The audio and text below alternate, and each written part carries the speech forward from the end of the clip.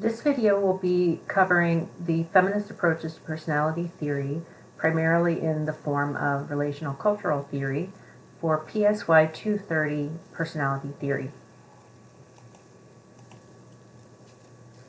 Before we look specifically at relational-cultural approaches, we need to get down some early contributions that are feminist in nature, at least in terms of where they led.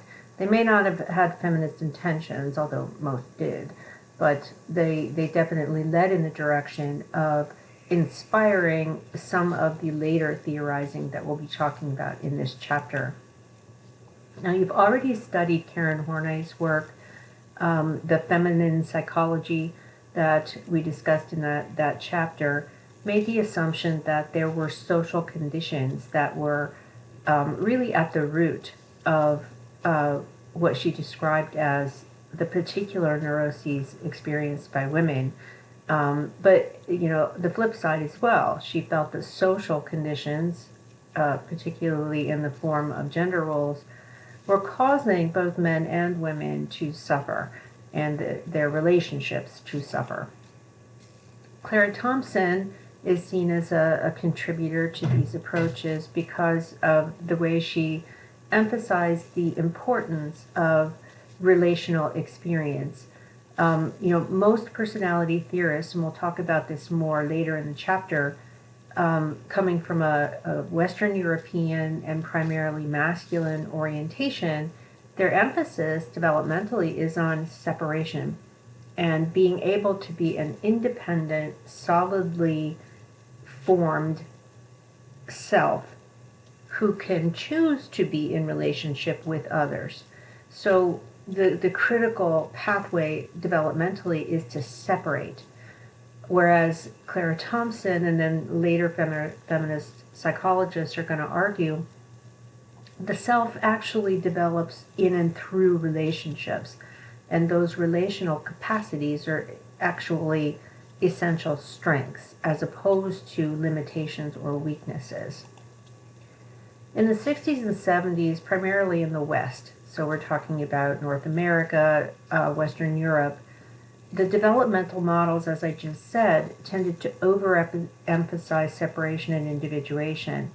And that's true in the models that we've looked at so far, even to some extent Karen Horney's model.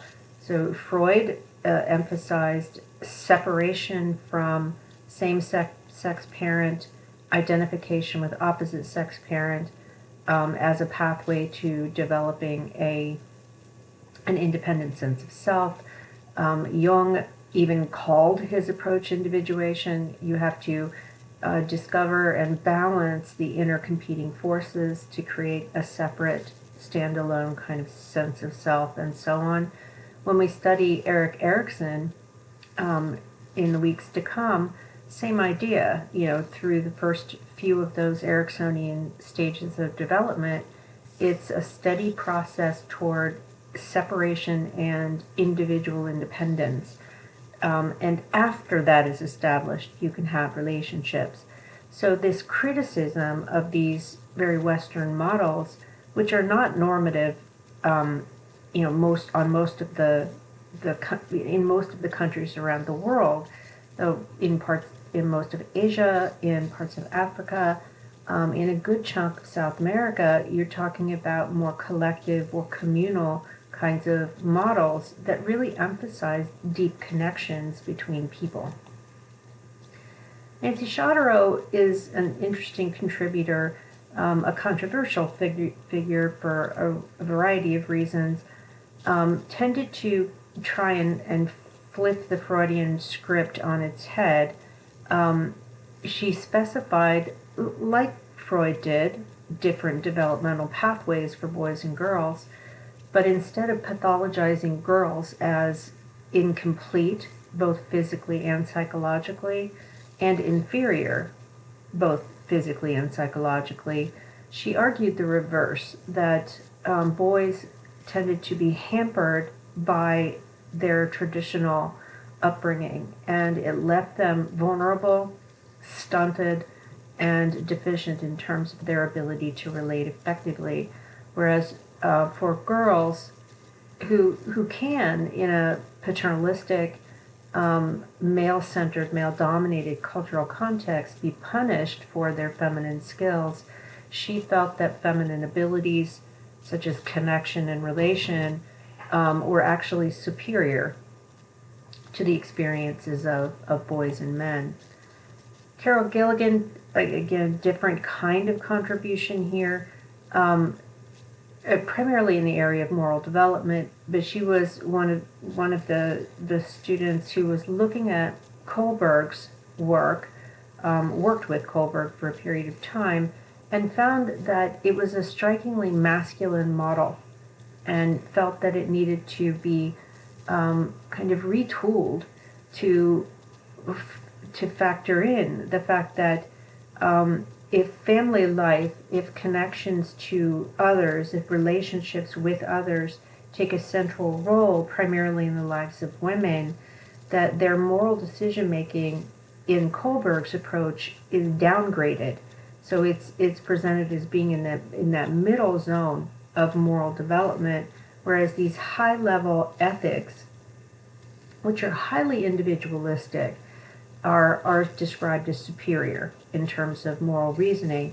She felt that that was inappropriate, and she proposed a different model that kind of elevated the importance of making moral choices in a relational context.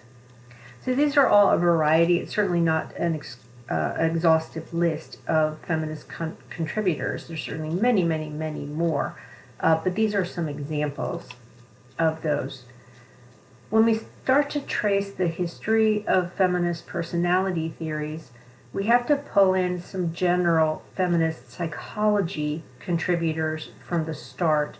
What you'll notice, the reason why this is called feminist psychologies is because you have multiple contributors.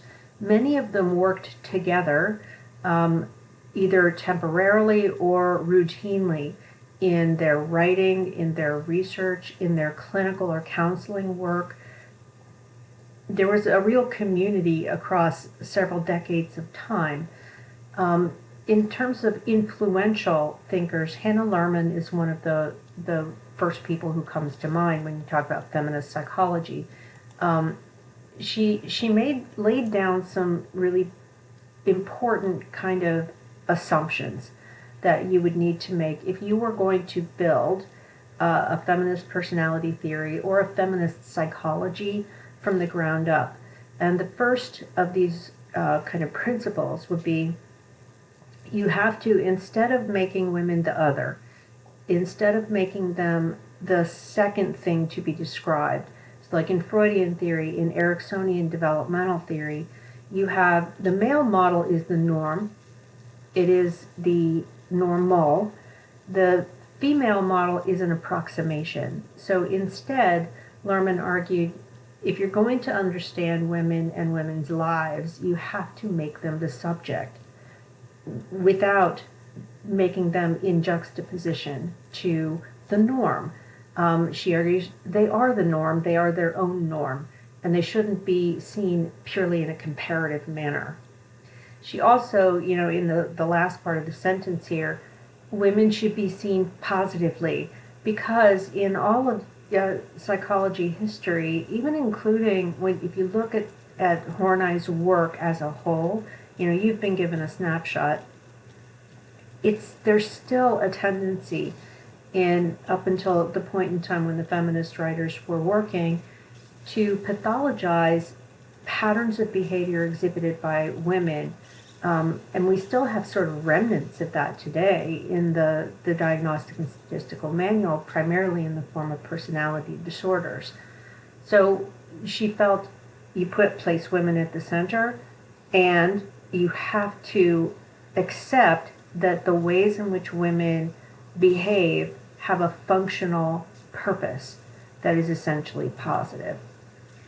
She also argued that theory, whether you're talking about a personality theory or a theory of development, should come out of the actual lived experiences of women.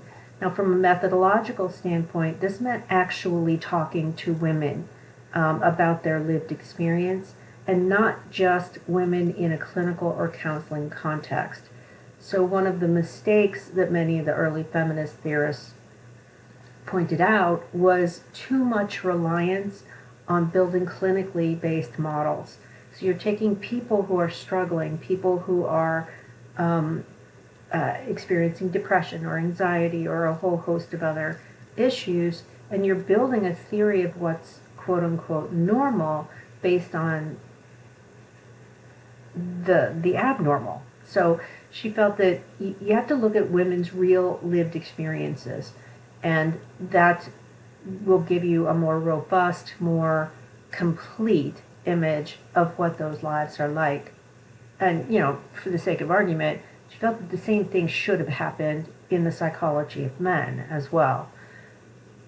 Third, she argues that you need to, as I was saying before, you really have to build your methodology for creating theory based on what people can tell you about their real lives. Not abstracting them into, a very artificial stance as an individual. She felt that women in particular, if you're going to look at the methodologies, you really need to look at women in situ. You have to understand their context. Part of what's happening here in numbers 2 and 3 is a bit of an influence coming from some of the theory and writing in the world of social work and sociology that infuses some of what's happening here. Those disciplines, social work and sociology, tend to be more focused on contextual variables, like what's happening on the ground in communities, for example. And any theory of feminist psychology, whether you're talking about personality functioning or personality development, is going to have to be built on an architecture of the qualitative experiences of people. Fourth, to extend that idea further, when you're engaging in these worlds, so you have to get into, as your authors put it, the internal and external worlds of subjects. What the feminist theorists are pointing out there is something that they felt was deficient in traditional theories such as Freudian or Jungian or even Adlerian theories, which was a tendency to really focus almost exclusively on the internal world. Now, Horney opened it up and said you have to take the social situation into account, but she didn't go very far into that because she was primarily a clinician, talking about individuals and their individual struggles, still focusing on the internal. So in this principle, Lerman is arguing you have to have an equal valuing of the internal experience as well as the external experience of people. And they have, an interplay. Paying attention to only the external leaves out the psychological experience, the emotional, the cognitive experience. Leaving out the external leaves you to try and interpret the internal experience in a vacuum. Eventually they're going to, turn this around to saying, you can't really understand women's lives and women's experiences if you don't acknowledge the fact that the world tends to be patriarchal, and put them at a disadvantage. So they're reinforcing that idea here with this principle. She also argued that theories really need to get down to the level of the particular. They felt that overgeneralization, such as, the Freudian developmental model, is a very global generalization. All human beings develop this way over this time course and have these experiences. That overgeneralization, that making of a universal assumption, tends to fall into the trap of missing the importance of the particular, of the individual, and their own personal experience with the world. It's also very vulnerable to the dominant social narratives of a particular culture, for example. So in Freud's world, he was living, in a largely upper class, exclusively white part of Western Europe, and his background tended to lead to this overgeneralized assumption that people should live a certain way and have certain experiences. What was missing was any sort of long lens view that would expose and pay attention to the sexist, racist, classist language that's actually built into the theory. So Lerman is pointing out here that you really have to pay incredibly close attention, and this really plays into the valuing of qualitative methods like interviewing people long form, allowing them to write their own words, and paying attention to those products. You have to look at the particular, the individual, and the way in which the individual's personal experiences and the environment that surrounds the individual has a meaningful impact and a story to be told. And then, number 6, any theory produced should yield something that was clearly not sexist. So that means it's neither going to be preferential and damaging to men, nor is it going to be preferential and damaging to women. So a non-sexist outcome is to be sought. That was one of the problems with Shotaro's approach. It tended to really push this narrative that women were in fact superior to men, and men's neuroses and men's problems were larger than women's.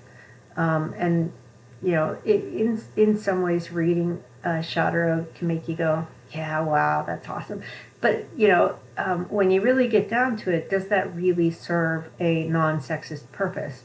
Likely no. So Lerman is really kind of pushing the idea that any theory we create needs to be feminist, it needs to be non-sexist, and it needs to be grounded in what we do as psychotherapists. And by the we, I mean people like Lerman and the students that she was training.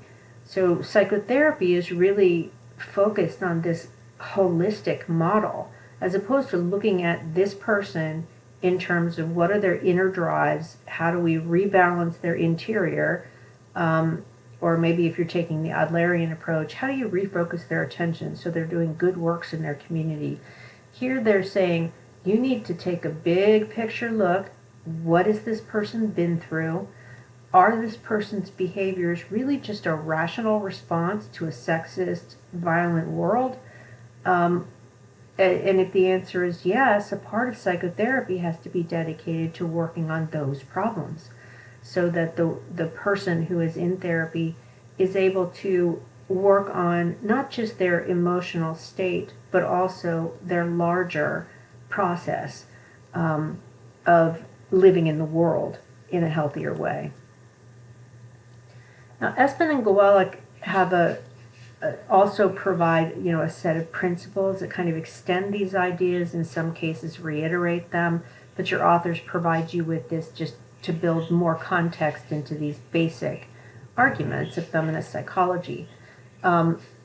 Similar to what Lerman argues, they make the point that women's experiences, especially in a patriarchal context where women's experiences tend to be undervalued or devalued or in fact pathologized, need to be understood.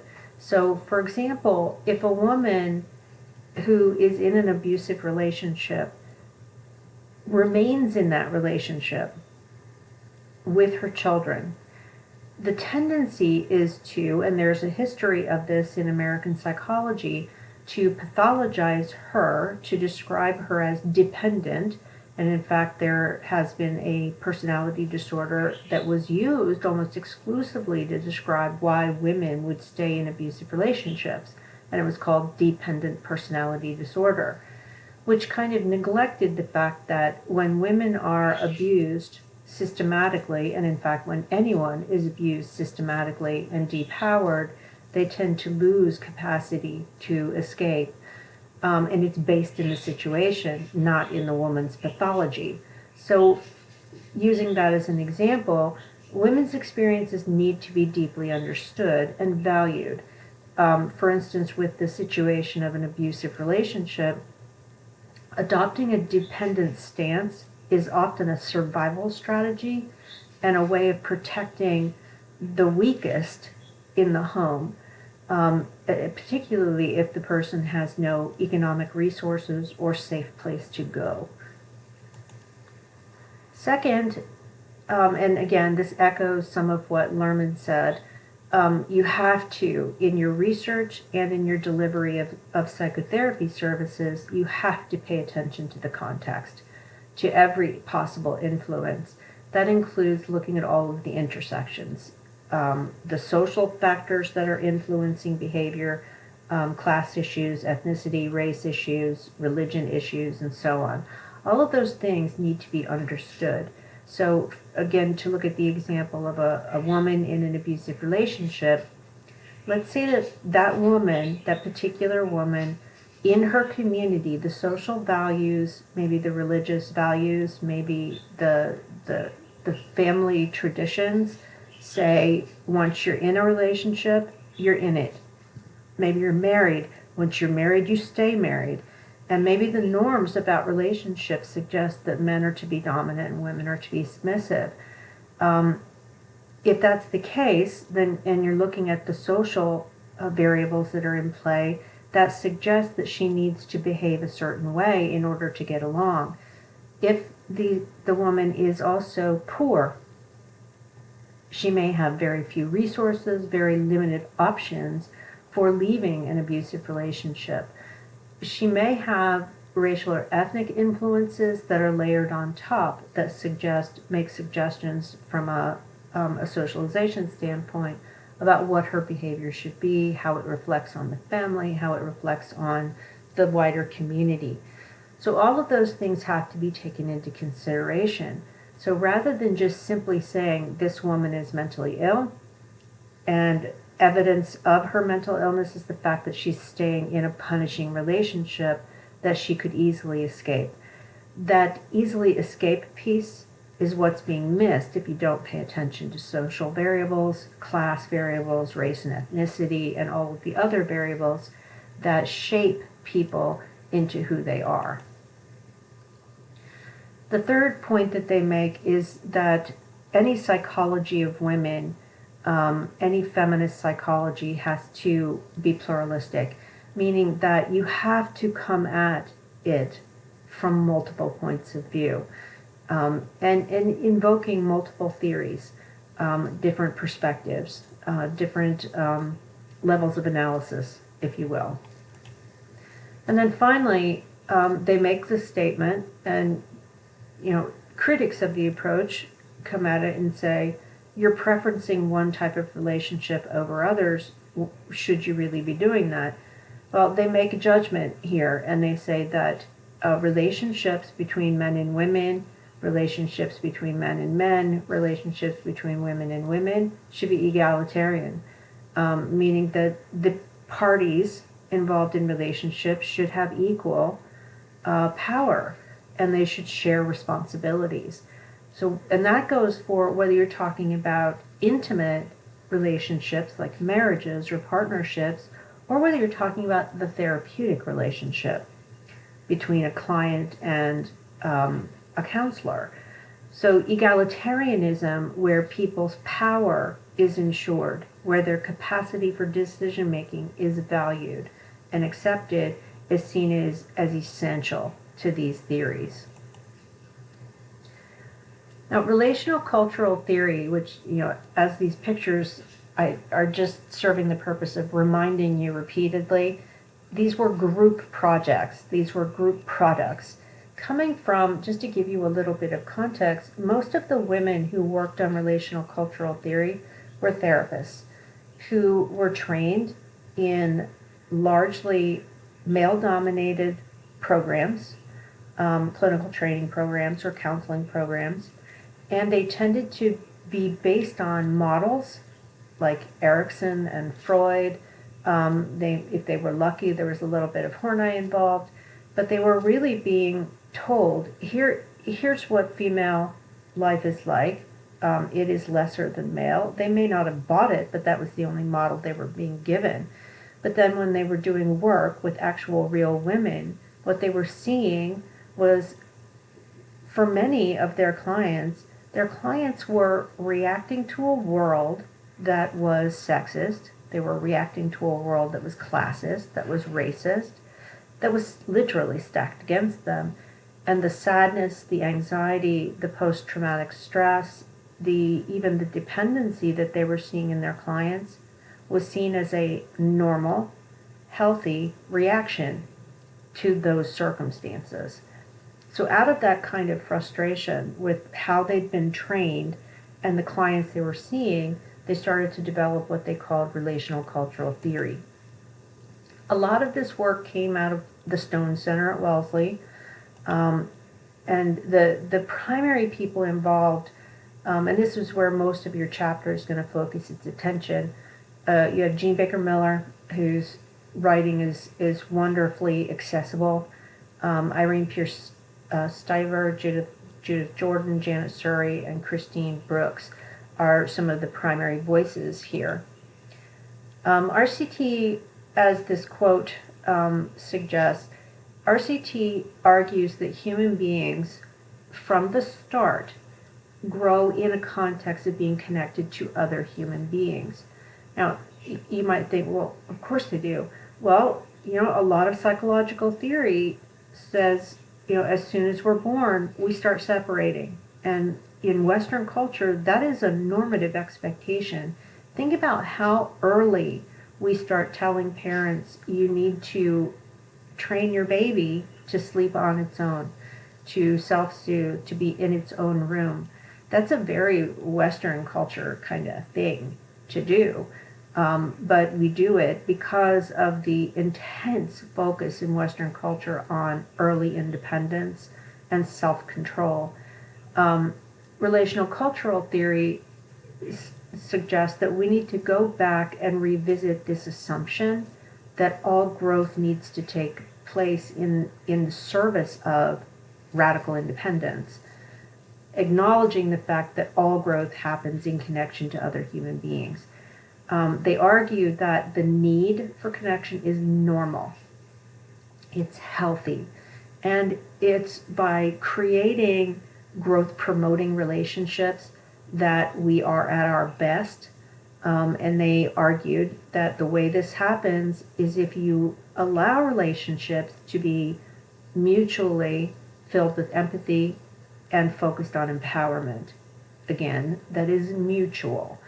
They felt that too often what psychologists were suggesting was you need to let men be men, which means they need to be in control, they need to be dominant in relationships, and you need to encourage women to be women, i.e. to be dependent, to be submissive, to take care of the home, to take care of the children.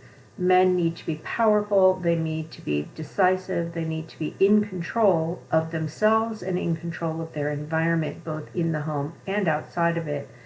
So instead of these parallel tracks that are very psychologically different, and they argued that both were pathological, both were just crazy making, if you forgive the phrase, both were going to lead to a neurotic outcome. So what needs to happen instead is to shed those role expectations and to build instead senses of self that are based on mutual empathy and empowerment. So the goal of development is essentially turned away from this, what they felt was an artificial goal of independence, separateness, and self-sufficiency, to acknowledging the fact that we depend on each other all the time. And development needs to take place in the context of our participation in healthy relationships. And by healthy, what they mean is that you have, in the parties engaged in the relationship, there's mutual empathy. So instead of assuming that the female in a relationship is going to do the empathy heavy lifting of understanding the dominant partner's thoughts, feelings, and needs, and then catering to them, instead of that, both partners spend emotional time and energy understanding each other's needs and wants and requirements and satisfying them. Same with empowerment. It means opening yourself to understanding what the other person wants to do and wants to accomplish in their own right, and being a partner to that empowerment. Now, Jean Baker Miller outlined the three basic themes that your authors use in this chapter. So first is kind of pulling and these three basic themes they're going to pull together some threads of what I've been talking about in this whole first part of the chapter. First is underscoring that the cultural context matters. Freud didn't think the cultural context mattered much at all. Horney said it mattered, didn't spend a lot of time in her theorizing, exploring cultural variables, though, other than gender role socialization. She didn't really go far beyond that. Certainly Erikson, despite the fact that he was educated in anthropology and was interested in cross-cultural work, he tended, though, to have a very blinkered approach. So Miller is emphasizing here, you cannot turn your back on culture and cultural context, because it is among the most powerful of influences. Second, she felt that you have to center everything in your theory on relationships. She felt that this tendency within psychology to be hyper-individualistic and over-focused on separation and individuality really left out the fact that we crave connection, that we become ill if we are lonely, we become depressed, we become anxious when we don't have meaningful connections to other humans. To deny that and ignore it, she felt, was just ludicrous. So you have to place relationships at the center of your work. And then the third theme is you have to see relationships as the way people grow, the way they develop.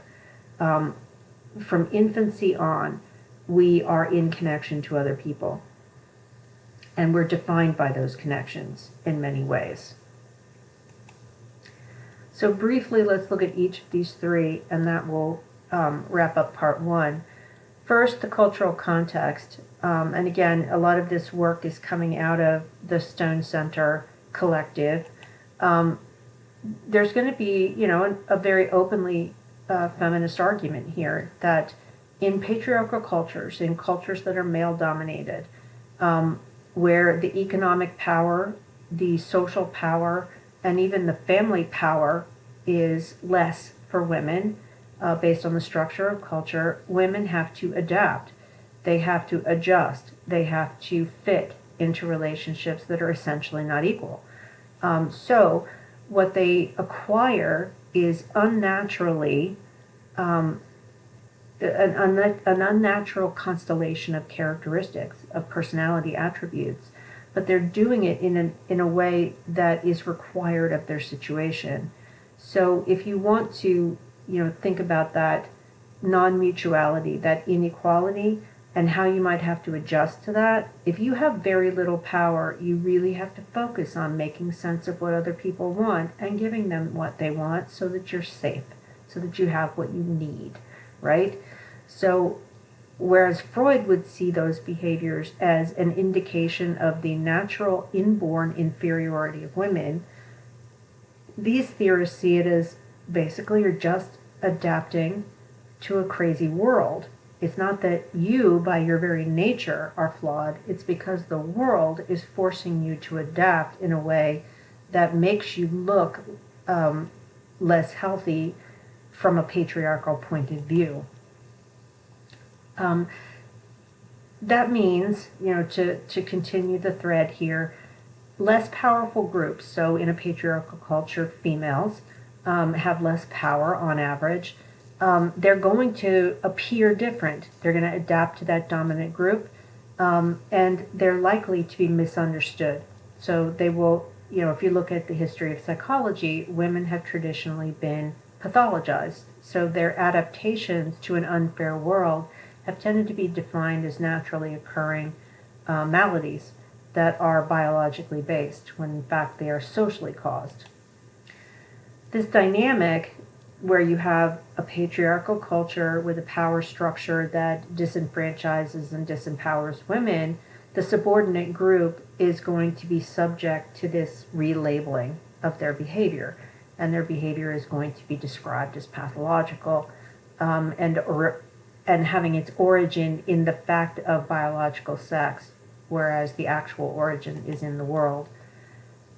So the way cultures handle difference, the way they deal with difference, tends to be through having a strict hierarchy, and by dismissing the complaints, concerns, and pain, frankly, of the people at the bottom.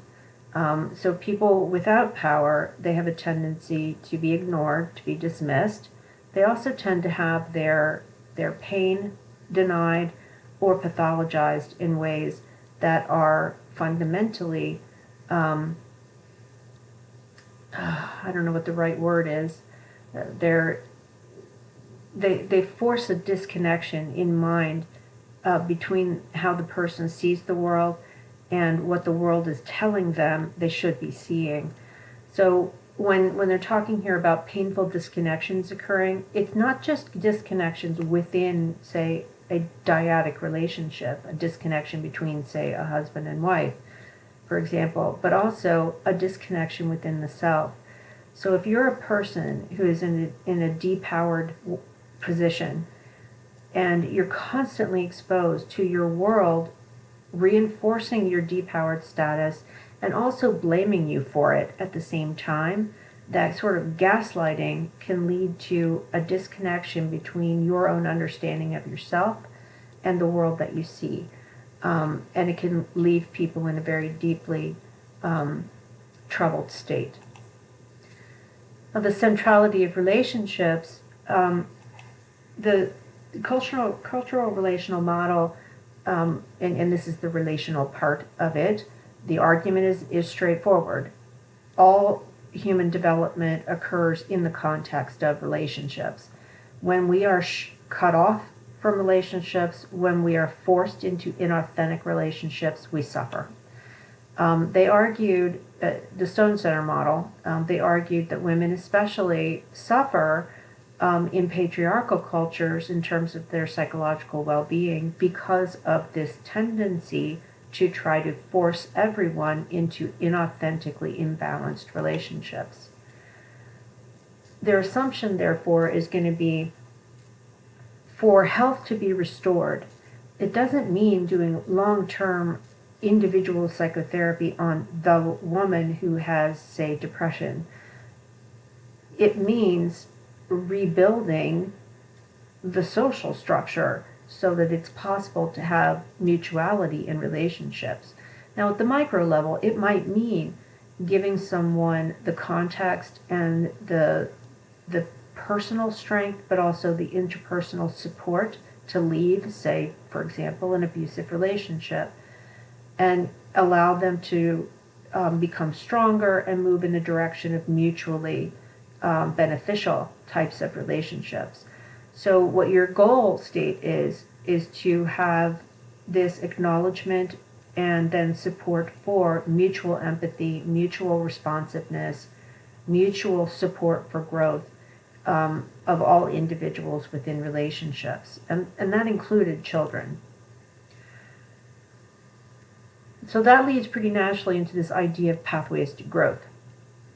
And again, we're talking here about Jane Baker Miller's writing, especially in this book, The Healing Connection, written with Irene Stiver. The idea is that these relational skills that women have often been told are somehow flawed. They're lesser. They're less well developed.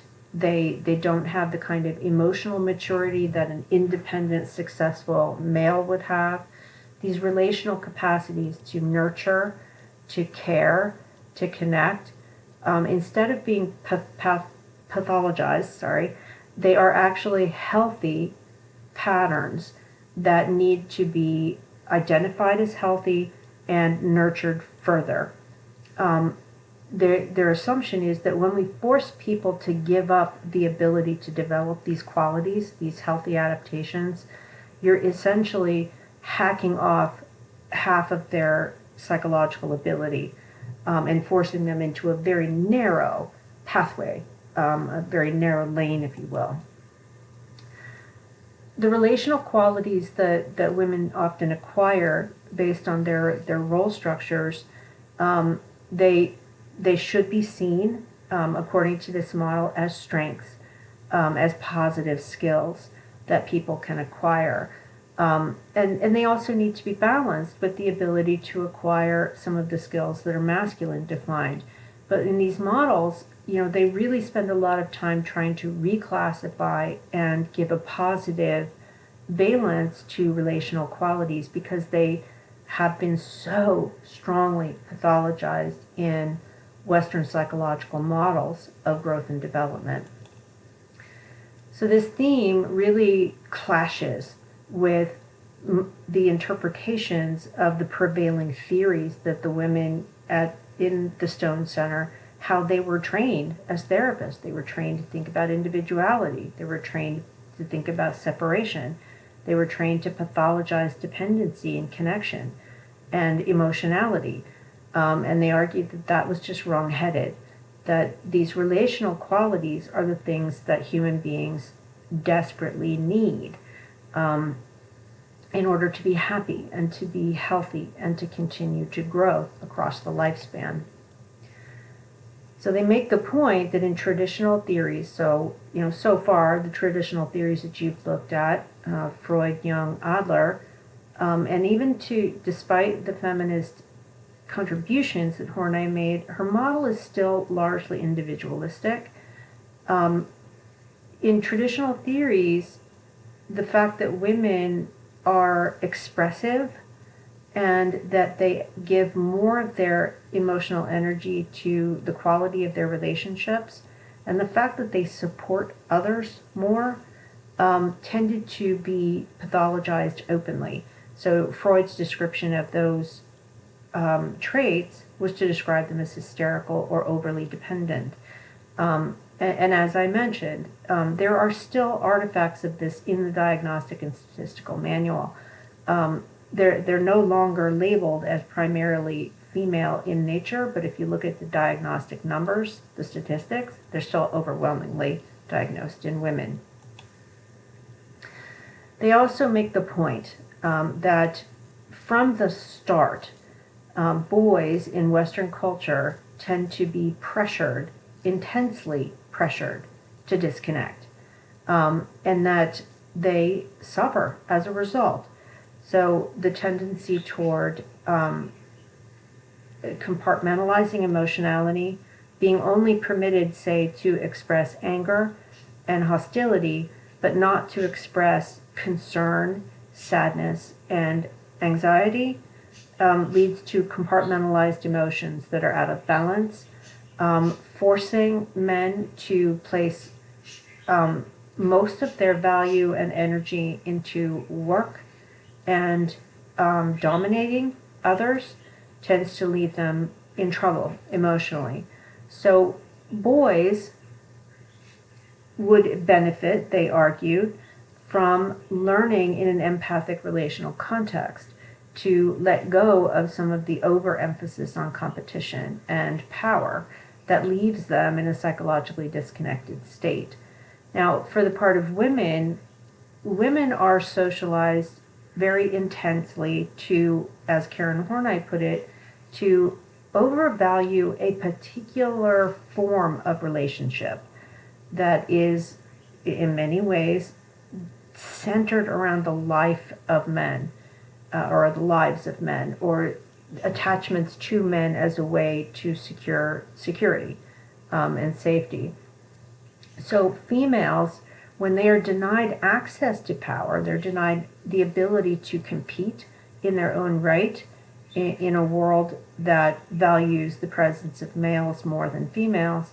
What you're denying them is the ability to see how they can embrace their own power, how they can be competitive, how they can be in some ways independent. So what they're really suggesting is that for both men and women, for them to reach their full potential, they need an empathic relational context in which to do that. That concludes part one of feminist approaches to personality theory.